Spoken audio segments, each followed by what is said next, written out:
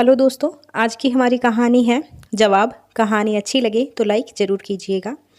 हमारे वो दूध और मेवे नहीं दिए जाते हैं खाने को, जो हम खाते हैं वही तुमको भी खाना होगा। बहू। सास माँ रमा जी ने बहू काव्या से कहा। काव्या ये बात सुनकर चौंक गई, क्योंकि एक तो उसके घर में उसकी परवरिश बहुत अच्छे से की गई थी, खास करके बच्चों, उसकी और उसके भाई के खाने को लेकर, और अब तो वो खुद कमाती थी, तो खाने पीने के प्रतिबंध उसके लिए असहनीय थे। काव्या ने अपने पति सोहम को सासू माँ वाली पूरी बात बताई। सोहम ने भी अपनी मम्मी का समर्थन करते हुए कहा, हाँ यार, दूध तो बच्चे भी पीते हैं, अब बदल लो अपनी खान पान की आदतें, हर्ज ही क्या है इसमें। काव्या समझ गई, इस बात पर बहस करने का कोई भी फ़ायदा नहीं है।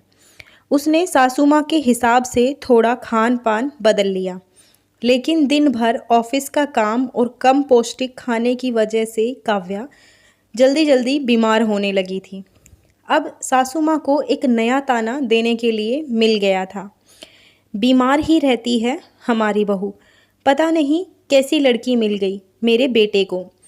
काव्या को बीमारी से ज़्यादा अब तानों से तकलीफ़ होने लगी थी। वो चिड़चिड़ी रहने लगी थी। बार बार अपने पति सोहम से उसकी बहस हो जाती थी इसी बात पर। यहाँ ससुराल में सब लोगों को लगता तो उसका बार बार बीमार होना एक ड्रामा है, जिससे उसे घर के कामों में छुट्टी मिल सके। जब किसी का मन परेशान हो तो उसको कुछ भी अच्छा नहीं लगता है। कहते हैं ना, हर बीमारी का इलाज दवा से नहीं हो सकता है। इसी दशा को आज के समय में डिप्रेशन कहते हैं। काव्या भी शायद डिप्रेशन में जाने लगी थी। काव्या ने अपनी दीदी से इस बारे में बात की। उसने बताया कैसे उसे उसकी ससुराल में छोटी छोटी बातों के लिए टोका जाता है और वो कितना परेशान है इन सब हरकतों से। ये सब बातें उसे तनाव देती हैं, जिससे उसकी सेहत भी खराब हो रही है।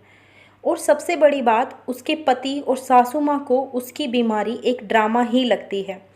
काव्या की दीदी ने उससे कहा, देखो काव्या, तुमको जवाब देना सीखना ही होगा, वरना कोई नहीं समझेगा। खुद के लिए बोलना सीखो, बहुत ज़रूरी है ये तुम्हारे लिए। आज के समय में अपने लिए खुद ना सोचो तो कोई नहीं समझता कि तुम्हें भी कोई तकलीफ़ है। कोई तुम्हें टोकता है तो टोकने दो, करो वही जो तुम्हें सही लगे। ज़्यादा तनाव होता है तो काम से ब्रेक लो, छुट्टी पर जाओ। कोई साथ में नहीं जाए तो खुद से ही अपना मन लगाना सीखो। अब काव्या ने ठान लिया कि वो ये सब बर्दाश्त नहीं करने वाली है। दीदी की बातें सुनकर काव्या का आत्मसम्मान विश्वास बढ़ा। उसने अगले दिन दूध वाले से कहा, भैया कल से आधा किलो एक्स्ट्रा दूध दीजिएगा।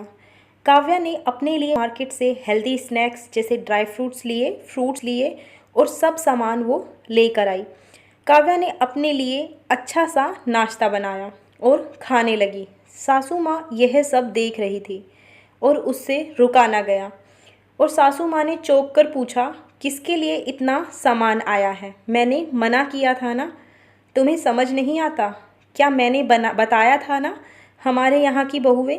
काव्या ने उनकी बात पूरी भी नहीं होने दी, पहले ही बोल दिया कि माँ जी, आपके घर में कभी किसी बहू ने नौकरी भी नहीं की है ना, और मैं कर रही हूँ। मैं कमाती हूँ तो मैं अपना ख्याल खुद रख सकती हूँ। अपनी ज़रूरतों के लिए मैं किसी के सामने हाथ नहीं फैला रही हूँ, तो आपको परेशान होने की ज़रूरत बिल्कुल भी नहीं है। और अपना ख्याल कैसे रखना है, मुझसे बेहतर कौन जान सकता है। एक कड़क जवाब सुनकर सासू माँ सोचने लगी कि अब क्या जवाब दूँ। खैर, उन्होंने वहाँ से चुपचाप चले जाना ही सही समझा।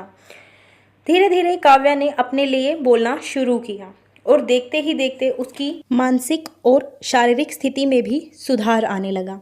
धन्यवाद दोस्तों। कहानी अच्छी लगी हो तो लाइक कर दीजिए, ज़्यादा से ज़्यादा शेयर कीजिए, चैनल को सब्सक्राइब कर लीजिए और अपनी राय कहानी के बारे में बताना बिल्कुल भी मत भूलिएगा।